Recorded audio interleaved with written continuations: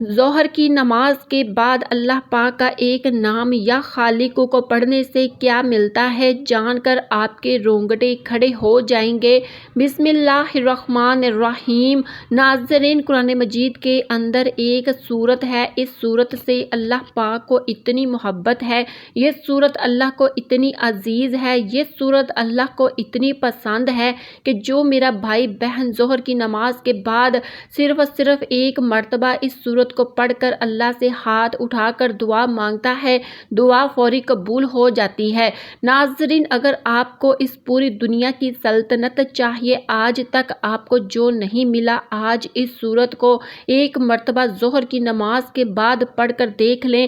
اس سورت کو پڑھنے کے بعد آپ ہاتھ اٹھا کر بھی جو مانگیں گے، آپ کے ہاتھ بعد میں نیچے آئیں گے، آپ کی دعا پہلے قبول ہو جائے گی، اور دعا مانگنے کے فوراً بعد سے 2 گھنٹے کے اندر آپ اپنی آنکھوں سے دیکھیں گے معجزات۔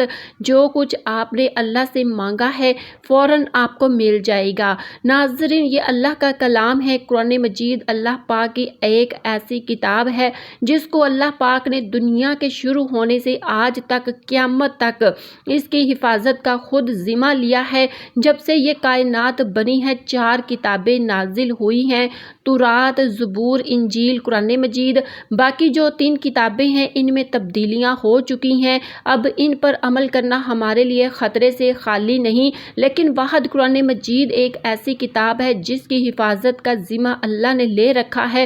پھر اللہ قرآن پاک میں فرماتا ہے، میں جسے چاہوں عطا کروں، جسے چاہوں بیٹا عطا کروں، جسے چاہوں دونوں ہی عطا کر دوں، جسے چاہوں کچھ بھی نہ عطا کروں، جسے چاہوں عزت دوں، چاہوں ذلیل کر دوں، جس کو چاہوں رزق کھول دوں، جس کا چاہوں رزق تنگ کر دوں۔ تو ناظرین، یہ میرے اللہ نے قرآن میں واضح آیتوں میں بتا دیا ہے۔ ہمیں قرآن مجید کی ایک ایک جو آیت ہے، ایک ایک زبر ہے، زیر ہے، پیش ہے، وہ حق ہے، وہ سچ ہے، اور اس قرآن مجید میں اتنی برکت ہے، اتنی طاقت ہے، جو ایک مرتبہ اگر اس قرآن کو جو شخص اپنے سینے سے لگا لیتا ہے تو پھر اس دنیا کی کوئی ایسی چیز نہیں جو اس کو حاصل نہ ہو، اور اس کی دنیاوی تمام پریشانیاں ختم ہو جائیں گی۔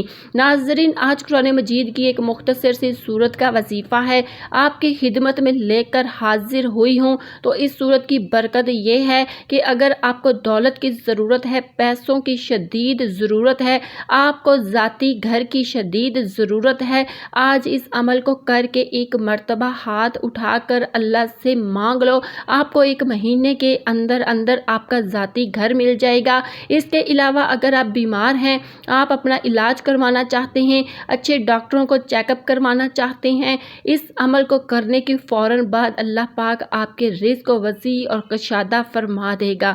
آپ کو اتنی دولت ملے گی کہ آپ اس دنیا کے مہنگے ترین ہسپتالوں میں اپنا علاج کروا سکیں گے، آپ اچھا اور معیاری کھانا کھا سکیں گے، اچھے گھر میں رہ سکیں گے، اچھا لباس پہن سکیں گے، اور آپ کی جو بھی خواہش ہو کہ آپ کی اپنی ذاتی شاندار سواری ہو، کاروبار میں اتنی برکت ہو کہ آپ دن دگنی رات چگنی ترقی کریں۔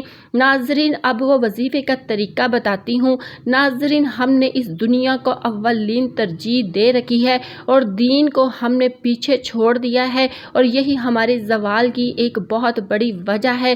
ہماری ناکامی کی ایک بڑی وجہ یہ بھی ہے کہ اللہ نے اور اس کے نبی نے حضرت محمد مصطفیٰ صلی اللہ علیہ وسلم کا بتایا ہوا راستہ چھوڑ دیا ہے، اور دنیا کے پیچھے ایسے بھاگ رہے ہیں، نہ فرض نماز کی فکر ہے، نہ تلاوت قرآن کی فکر ہے، نہ صدقہ اور خیرات کی فکر ہے، اور بعد میں پریشان رہتے ہیں، اور ادھر ادھر ہم پھر سر پھٹکتے رہتے ہیں کہ ہمیں یہ کیا ہو رہا ہے، ہمارے ساتھ ہماری تو زندگی دشوار ہو رہی ہے۔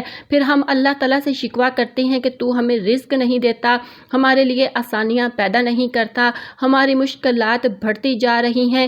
اصل میں ہمیں اللہ تعالیٰ سے مانگنا نہیں آتا، ہم لوگوں نے محنت نہیں کرنی، بس سوچتے ہیں کہ رات کو سوئیں اور صبح اٹھتے ہی دولت کا امار مل جائے۔ پھر ناظرین، آج کا وظیفہ آپ کی تمام پریشانیوں کو دور کرنے کے لیے بہت ہی مفید ہے۔ یہ وظیفہ آپ کو اس مشکل وقت سے نکال کر آپ کے لیے آسانی کا راستہ ہے جو میں آپ کو بتا رہی ہوں۔ اللہ کی قسم، اگر آپ نے عمل کر لیا، ساری زندگی آپ مجھے دعائیں دیں گے۔ اس اس وظیفے کو آپ ایک مرتبہ کر لیں، ساری زندگی میں آپ کو یہ عمل صرف ایک مرتبہ کرنا ہوگا۔ مختصر سا ایک عمل ہے، اور جو لوگ روز ظہر کی نماز کے بعد سورت کو پڑھ کر، یعنی فرض نماز پڑھنے کے بعد فوراً بعد ہاتھ اٹھانے سے پہلے، دعا مانگنے سے پہلے، اور وہ اس سورت کو پڑھ کر اللہ سے دعا مانگتے ہیں تو اللہ ان کی ایسی غیبی مدد کرتا ہے کہ آج اگر میں آپ کو ان کے نام گلوانا شروع کر دوں، اور معجزات میں نے اپنی آنکھوں سے جو دیکھی ہیں، وہ واقعات جو میرے سامنے پیش آئے ہیں، جو میں نے سنے ہیں، آپ کو میں بتانا شروع کر دوں تو وقت کی کمی کی وجہ سے میں آپ کو نہیں بتا سکوں گی، اور ویڈیو بھی لمبی ہو جائے گی۔